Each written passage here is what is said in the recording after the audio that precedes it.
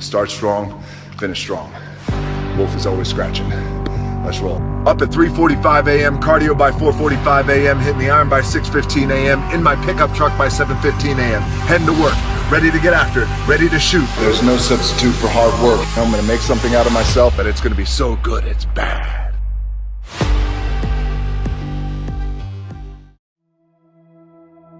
Instead of telling you what I think you should be doing, or how you could be better, or I thought, well, let me just speak from the heart, speak from my gut, and really not have anything prepared, but just tell you what's worked for me.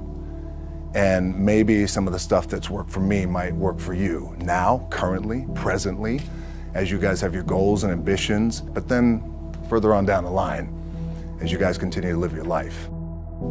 This idea and this notion that you could be anything you want, you can accomplish anything you want, right? We hear that. You've heard that from the time you were little boys. You hear that now. You're already incredibly accomplished. You guys know that. The thing that has worked for me is to remember the hard times. So, and I'm sure you guys all have your processes. And again, I'm going to tell you what's worked for me. So before a big movie comes out, before, back in the days when I was wrestling with WWE, a WrestleMania match, anything big that would happen, I would always take a moment and I'd just remind myself, all right, I was evicted when I was 14. We were kicked off the island. We couldn't live in Hawaii. Had no place to live. A lot of shit happened then when I moved to Nashville. I was arrested multiple times by the time I was 16 years old. I would remember that, and it allows me then to be present in the moment and understand, holy, the stuff I have around me right now, this is the shit that I dreamed of when I was a kid. I am here. I played for University of Miami, played for great teams. Warren Sapp, Ray Lewis, they were my teammates. They were balling. Warren Sapp was playing tight end that time. I was starting defensive tackle. Yeah, they moved him over to D-line. And he looked at me, he's like, yo, dude, I'm gonna take your spot. And I said, you ain't taking my spot. He said, I'm gonna take your spot. I said, no, you ain't. We battled, and he took my spot.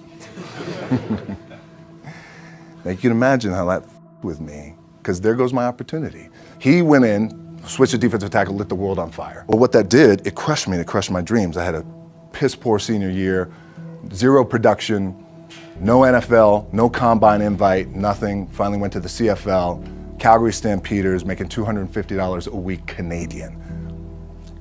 Now, I had to send that home to my wife at that time. Had no money. So I remember that. When I got cut from Canada, my dad in his pickup truck came down 4 o'clock in the morning, picked me up in Miami from Tampa. We lived in a little apartment in Tampa. He drove down in his little pickup truck to Miami to get me when I was cut from the CFL. And I thought, well, I leave home like you guys left home. I'm ready to tackle the world, to get after it, achieve my dreams and goals. Crushed by 22, 23 years old. Now I got to move back in with my mom and dad. I played on great teams though. Wait a second, this is not supposed to be my future. I'm supposed to be in the NFL right now. I'm supposed to be making a lot of coin and buying my parents buying me taking care of my wife, but it never happened. So I pulled out my wallet, I thought, well, let me see how much money I have. I opened it up, I had a 5, a 1, and change. Well, at least I rounded up to $7.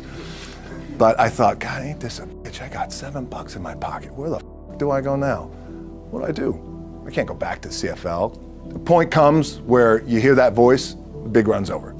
Like, you're done, right? So I heard that voice. So as Coach was saying, man, I hold on to that. I'm telling you, my back is up against this mother. We laugh, we joke, we have a good time, but my back is still up against this mother. I do not forget it. What this also helps me do, and again, it works for me, is at some point, you gotta be tired of not being number one.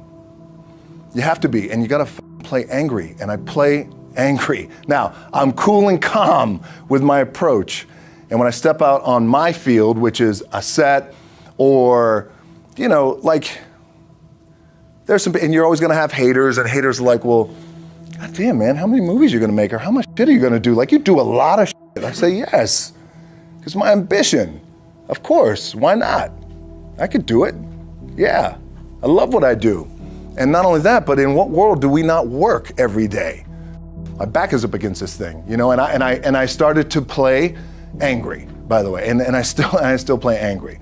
My last match, Brock Lesnar, transitioned, and I realized if I had to be great at something, I wanted to be great in this world of Hollywood and movie making and producing and entertainment, I had to commit, and like you guys have to commit. Obviously, you commit to something, commit to the goal.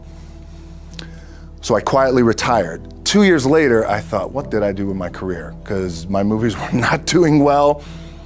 I was written off. It was around 2006, 2007. I was like, I left, I pulled a Jim Brown.